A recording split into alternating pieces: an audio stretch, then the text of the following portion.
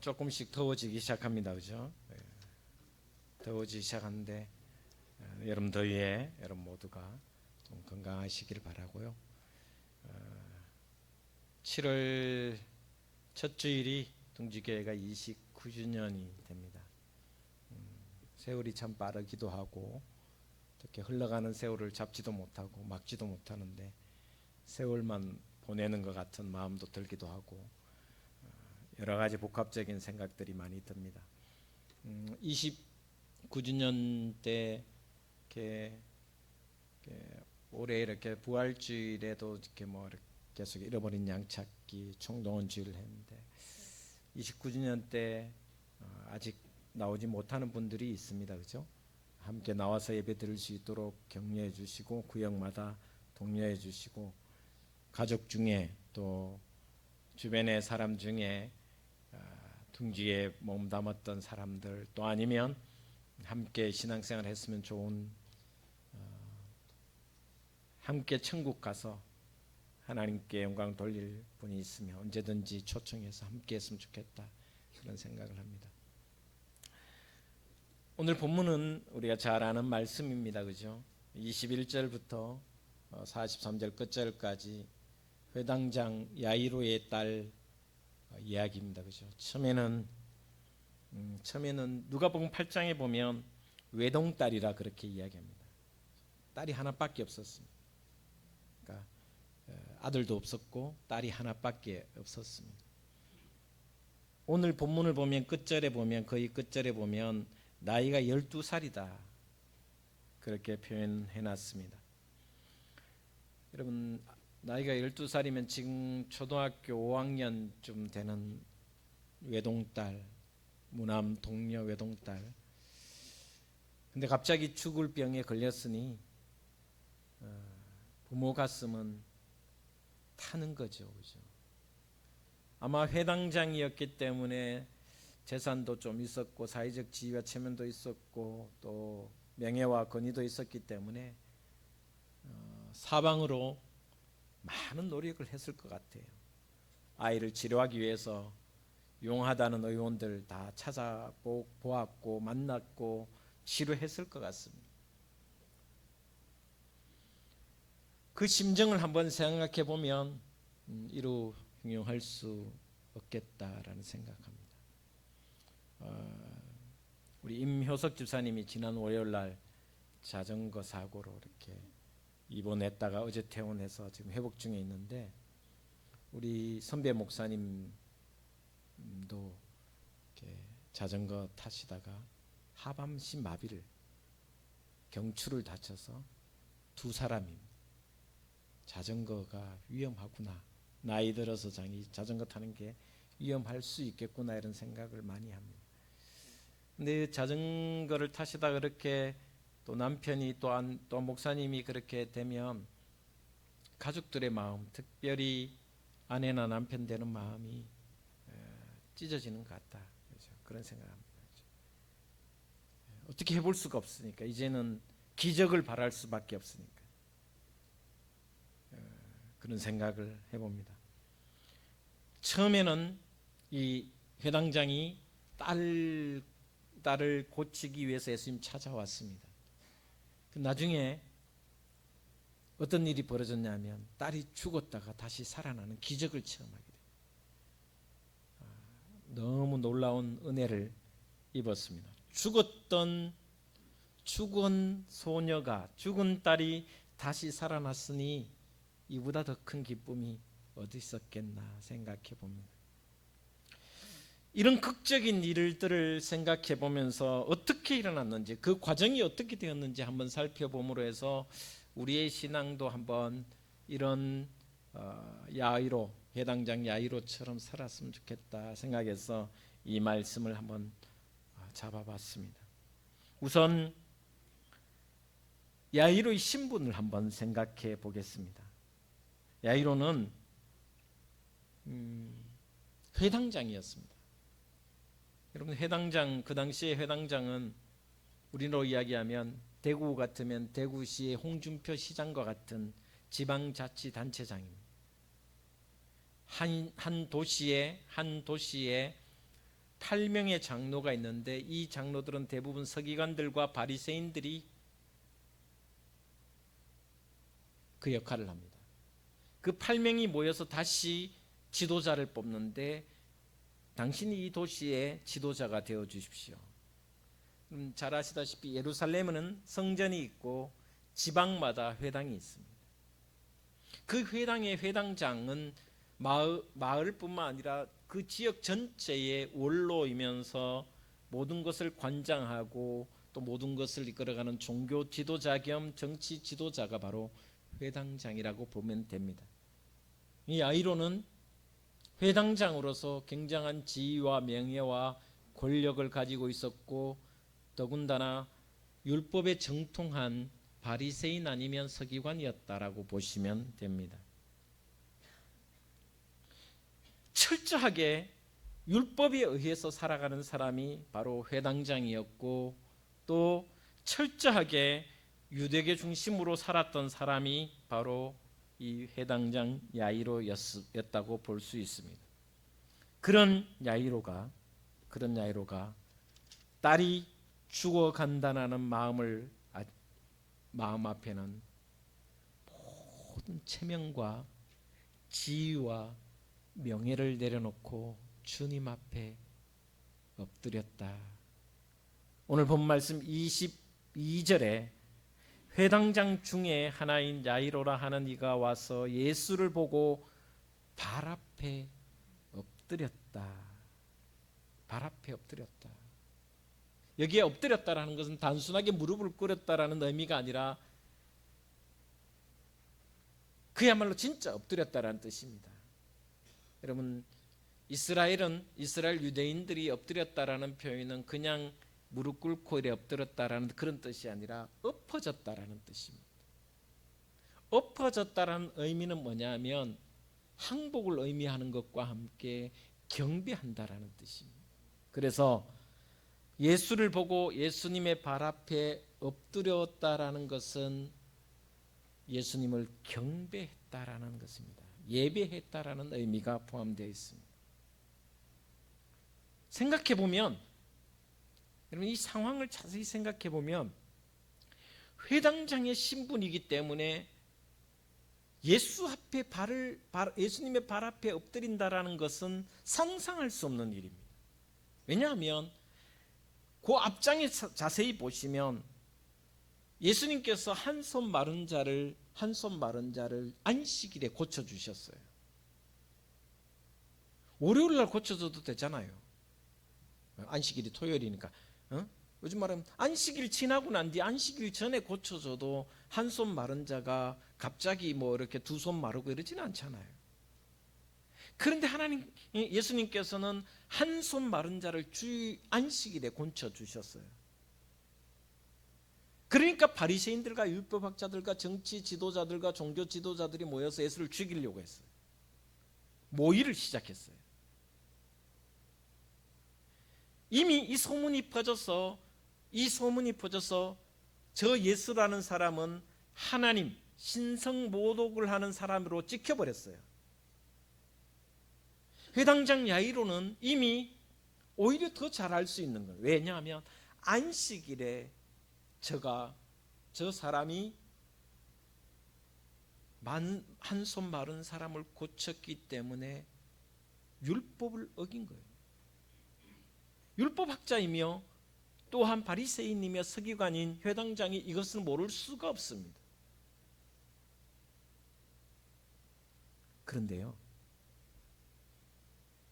사람들이 아마 시선이 있었을 것입니다. 이미 정치 지도자들이 주목하면서 저 사람을 따르는 혹시 유대 지도자들 누가 있나 호시탐탐 노리고 있었을 거고 예수를 죽이려고 하는 모의까지 하고 있었는데 그 앞에 엎드린다? 상상할 수 없는. 실제적으로 만약에 율법을 어겼던 예수 그리스도 앞에 무릎 꿇는다면 사람들이 돌로 던질 수도 있었습니다. 왜? 하나님을 모욕한 사람이기 때문에. 군중들이 돌을 들고 야이로를 향하여 던져도 그 누구도 대항할 수가 없습니다. 그만큼 중범죄입니다. 하나님을 모욕한 죄만큼 무서운 죄가 없습니다. 돌로 쳐 죽여야 됩니다. 그런데 그런 상황이었고 또한 자기의 체면도 있었고 자기도 바리새인이면서 율법에 정통했음에도 불구하고 그는 그의 체면과 그의 지위와 사람들의 시선과 이 모든 것 아랑곳하지 않고 주님 앞에 엎드렸다. 이것이 너무나도 중요합니다. 백성들이 다 지켜보는 가운데서 회당장 야이로가 주님 앞에 머리를 조아렸다. 사람들은 손가락질하며 사람들은 시선을 보내며 하나님 앞에 어떻게 저런 죄를 짓냐고 할 수 있었습니다. 저는 오늘 이 회당장 야이로, 이런 사람이 자기의 체면과 지위와 명예를 다 내려놓고 하나님 앞에 온전히 엎드리는 사람이 은혜를 입는 줄 저는 믿습니다. 여러분, 바울 한번 생각해 보십시오. 바울의 이력은 상상할 수 없는 이력이었습니다. 그는 가말리엘의 문화생이었습니다. 베냐민 지파로서 바리새인 중에 최고의 바리새인 훈련을 받은 사람이었습니다. 율법에 완벽한 사람이었습니다. 더군다나 그의 학벌뿐만 아니라 그의 지위는 이미 로마의 시민권을 가지고 있을 만큼 굉장한 신분적인 삶을 살고 있었습니다. 그런데도 바울이 은혜를 입었던 것은 그 모든 것을 분토처럼 하나님 앞에 나아가는 데 있어서 그 모든 학벌과 지위와 명예와 그 어떤 것도 도움이 되지 않는다는 것을 알고 엎드렸기 때문에 바울은 은혜의 은혜를 입었다라고 성경은 기록하고 있습니다. 여러분, 주님 앞에서는 누구나 똑같은 존재입니다. 장애를 가졌든 안 가졌든, 지위가 높든 낮든, 똑똑하든 아니면 똑똑하지 못하든 그 누구나 하나님 앞에 서면 우리는 다 같은 존재라는 것입니다. 높은 사람도 없고 낮은 사람도 없고 모두 다 귀하고 모두 다 존귀한 영혼이라고 성경은 우리에게 가르쳐 주고 있습니다. 그러니 교회 앞에서는, 교회에서는 주름 잡는 일이 없어야 됩니다. 내가 누군데? 라는 의식과 생각은 온전히 버려야 됩니다. 내가 몇 년간 여기서 했는데 필요가 없습니다. 30년간 둥지교회를 섬겼는데 아닙니다. 많이 가진 사람, 높은 사람이 중요한 것이 아니라 우리는 다 주님 앞에 거기서 거기입니다.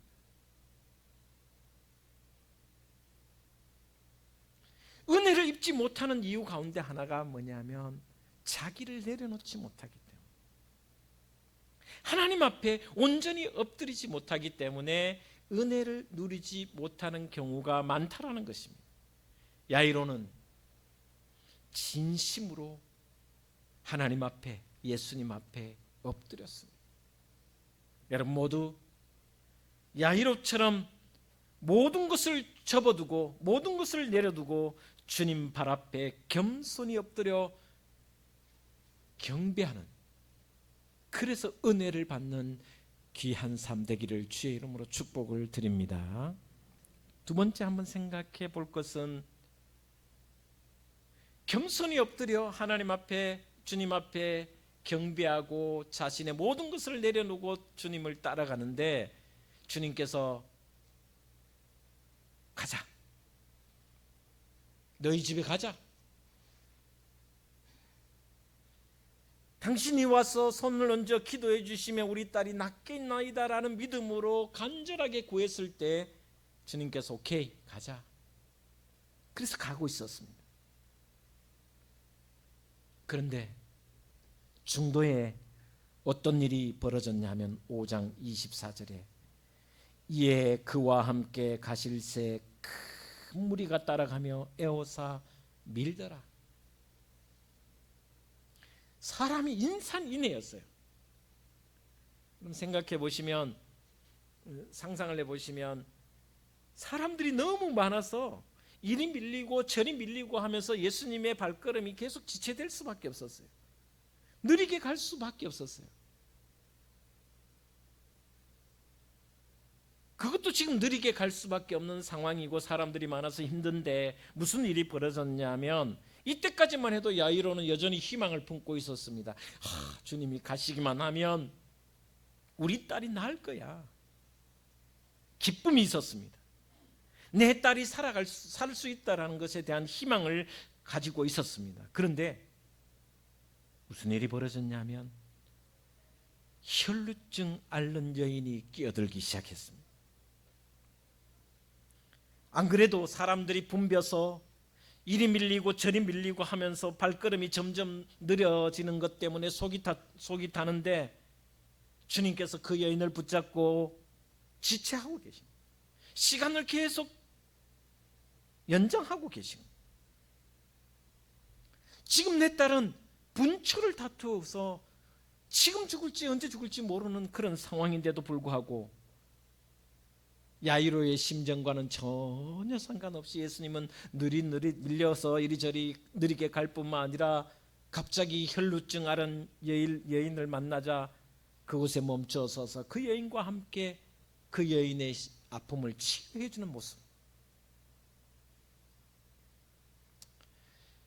생각해 보면 갑자기 나타난 혈루증 앓는 여인을 생각해 보면 미워 죽겠어요. 지금 우리 딸은 지금 급해 죽겠는데 생명이 왔다 갔다 하는데 저게 나타나갖고 말이야 야속한 거. 근데 주님은 더 시간을 지체하니까 거기에 매여서 이런저런 이야기하시면서 또 그 여인의 삶을 치유해 주시는 모습 보니까 가슴이 막 타는 거예요. 애가 타는 거예요. 아마 예수님의 느릿느릿하는 마음이 야속했고 그 여인이 나타나서 미운 마음도 가졌을 것입니다. 여러분, 저는 이런 생각해 봅니다. 신앙한다라는 것은 예수님과 함께 길을 걸어가는 길이잖아요. 예수님과 함께 걸어가는 길 위에는 언제나 변수가 있어요. 갑자기 나타난 일 때문에 어려움을 겪기도 하고 야속하기도 하고 속이 타기도 하고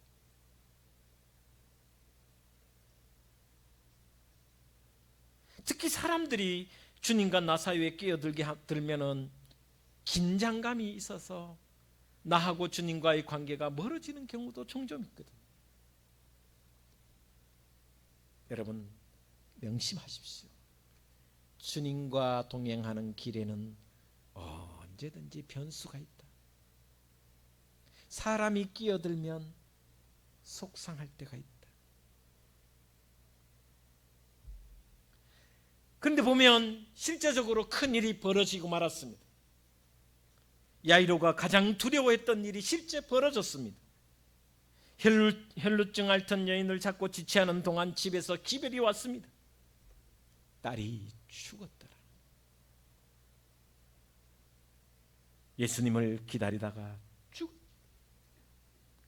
하늘이 무너지는 것 같았을 것입니다. 그동안 어떻게 유지해 왔는데 내 딸을 위해서 백방으로 수많은 돈을 써가면서 치료하고 이제 겨우 주님을 만나 치료하러 가는 중인데 갑자기 죽었다는 소식을 들으니 하늘이 무너지고 억장이 무너지는 것 같았을 것입니다. 이제 모든 것이 끝났다고 생각했습니다. 그래서 사람들도 기별해 주는 사람들도 뭐라 그랬냐면 이렇게 이야기합니다. 어찌하여 선생님을 더 괴롭게 하나이까? 죽었으니 끝났습니다. 이제 가서 장사나 지냅시다. 이 말입니다. 모든 게 끝났다고 생각하고 자리에 털썩 주저앉으려고 하는데 주님께서 말씀하십니다. 뭐라고 말씀하시냐? 한번 따라하겠습니다. 두려워하지 말고 믿기만 하라. 할렐루야. 제가 지난주에도 말씀드렸잖아요. 우리는 보고 믿으려고 합니다. 기적이 일어나야 믿으려고 합니다. 그러나 주님은 말씀하십니다. 믿어라. 우리는 뭔가 나한테 주어져야 감사합니다. 아니다.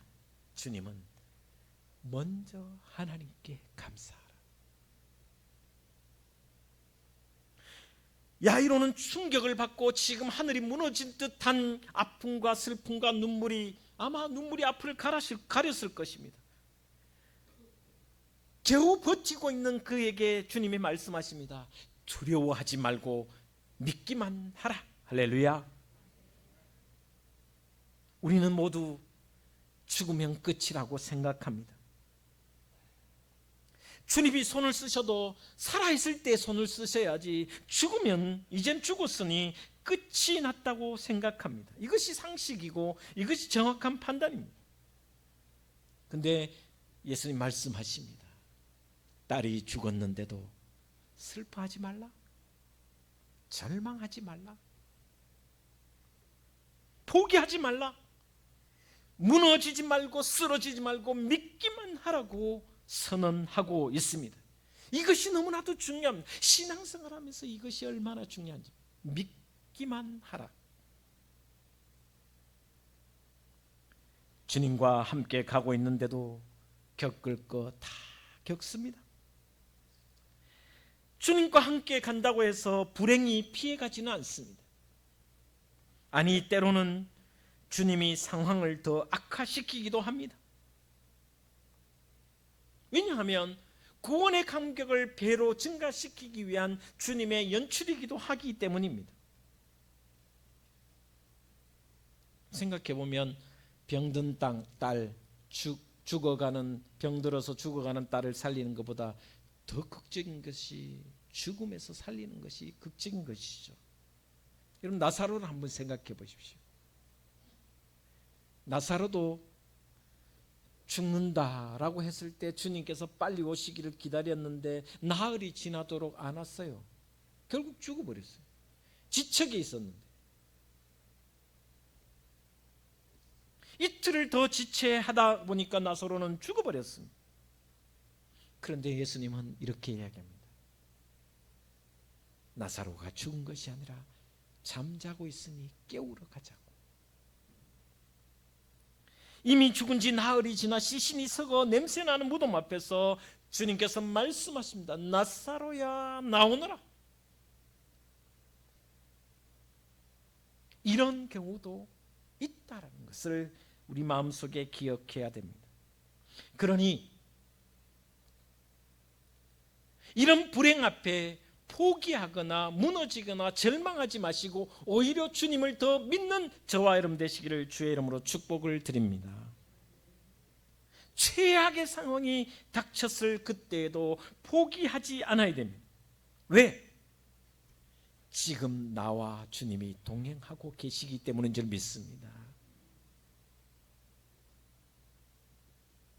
내 상황은 지금 이미 흔들리고도 남음 있는 죽음이, 딸이 죽은 그런 상황임에도 불구하고 여전히 주님이 나와 함께 하신다.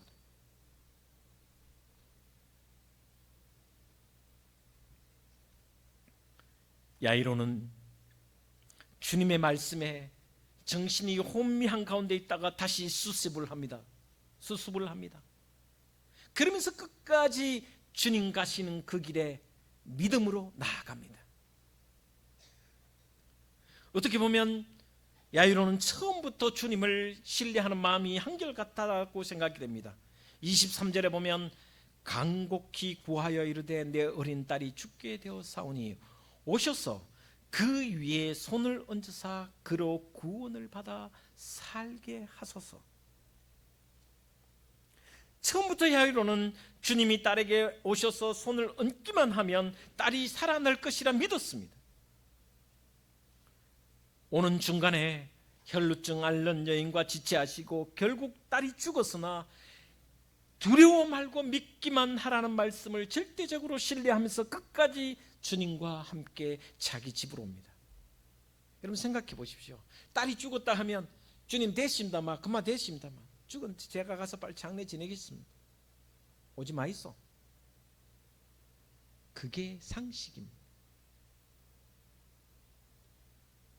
그러나 주님이 두려워 말고 믿기만 하라는 그 말씀 앞에 그는 철저하게 신뢰하며 믿음으로 응답하며 주님 나와 지금 동행하시니 놀라운 일이 일어날 줄 믿습니다. 그 믿음으로 같이 갑니다. 정작 제 집에 갔습니다. 대성통곡했겠죠. 아버지가 왔으니 해당장이 왔으니 모든 하인들과 가족들이 다 유족들이 와서 대성통곡하고 난리가 났을 것입니다. 그런데 주님이 뭐라고 말씀하시냐 이렇게 이야기합니다. 죽은 게 아니라 잔다라고 했습니다. 여러분 제가 장례식 갔는데 잡니다. 죽은 거 아니고 잔이다. 미친놈 아니야. 이렇게 할 겁니다. 그래서 오늘 본 말씀 자세히 읽어보면 이렇게 성경 기록하고 있습니다. 그들이 비웃더라. 여러분 여기 비웃었다는 말은 저게 미쳤나? 사람이 지금 죽었는데 자다니? 라는 그 말이죠. 사람들이 그 상황 안에 있었던 그 환경 안에 있었던 야이로의 집에 있었던 사람들이 다 그 생각을 한 겁니다. 모두가 죽었는데 무슨 소리 하냐고 잠다라니. 사람 약 올리는 것도 아니고.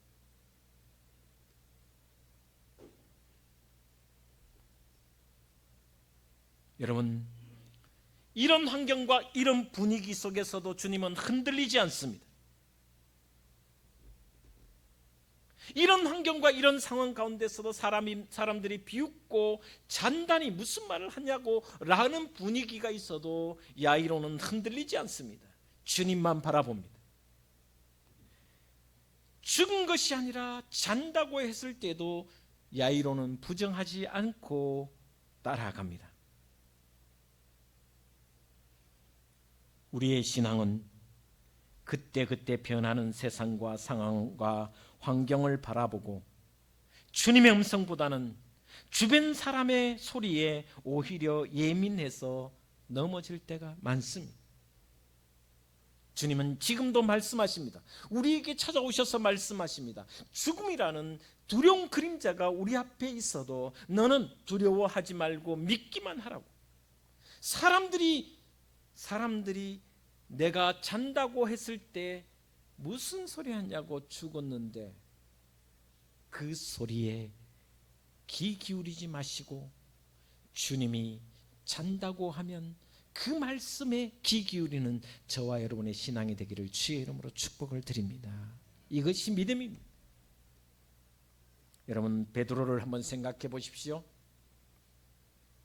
거센 풍랑 속에 주님이 유령처럼 걸어오시는 모습을 보고 주님 나도 걷고 싶습니다. 배에서 내려오라. 베드로는 유유히 걸었습니다. 그러나 잠시 거친 파도를 보는 순간 그는 물에 빠져 헤매었습니다. 주님이 말씀하십니다. 믿음이 작은 자예요. 왜 파도를 바라보느냐? 왜 환경에 집중하느냐? 왜 환경에 매몰되느냐? 나를 바라보고 내 음성에 귀 기울이라고 주님이 말씀하시는 것을 우리는 들을 수 있습니다. 여러분 환경이 바뀌어도 상황이 변해도 주변이 하나님의 음성을 듣지 못하도록 길을 막게 나에게 힘든 상황을 만들어도 끝까지 주님의 음성을 들으시기를 주의 이름으로 축원을 드립니다. 이 믿음으로 야이로가 딸이 살아나는 기적을 맛본 것처럼 여러분에게도 이런 기적이 일어나기를 주의 이름으로 축원을 드립니다. 딸아 일어나라. 달리다굼. 이 달리다굼의 은총이 여러분의 모든 삶에 넉넉히 채워지기를 주의 이름으로 축원을 드립니다. 기도하겠습니다. 하나님,